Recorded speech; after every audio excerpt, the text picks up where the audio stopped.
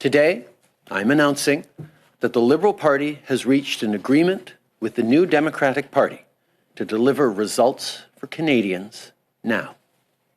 This supply and confidence agreement starts today and will be in place until the end of this Parliament in 2025.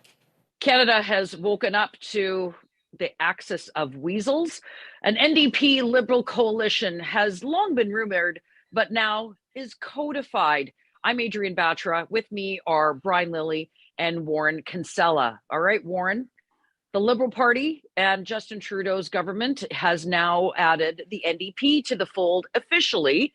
So what's happened to the Liberal government that you used to work for and love?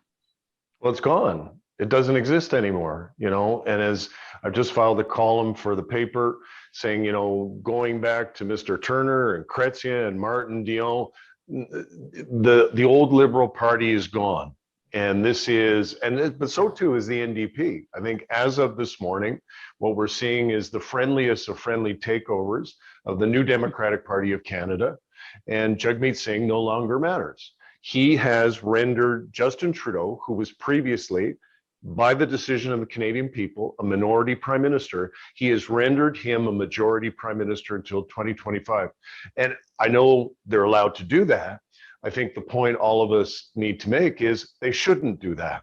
That is not the will of the Canadian people, and that's why I called it in the column, the axis of weasels. They look like a bunch of weasels.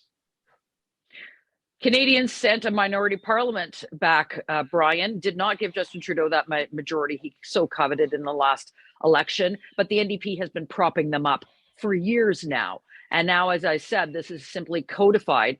So how far to the left have the Liberals tacked to court the NDP in order to, what we have heard, the deal is to at least not have an election until 2025?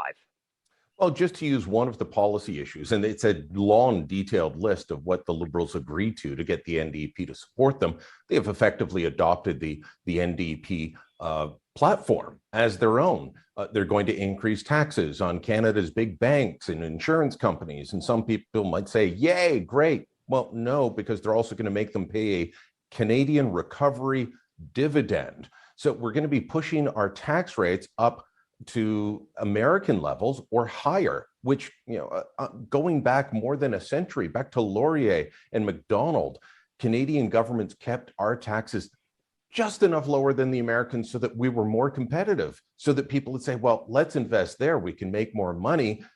Jean Chrétien lowered corporate taxes for years and drove up government revenue at the same time. He cut the taxes, but the government took in more money.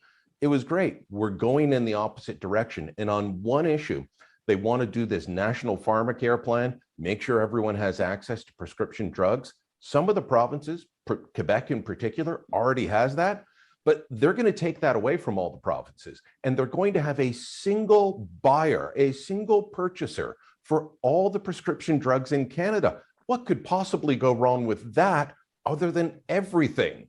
It is extreme centralization, and it's going to start. Trudeau's saying this is going to bring peace to Parliament. It's going to create war with the province.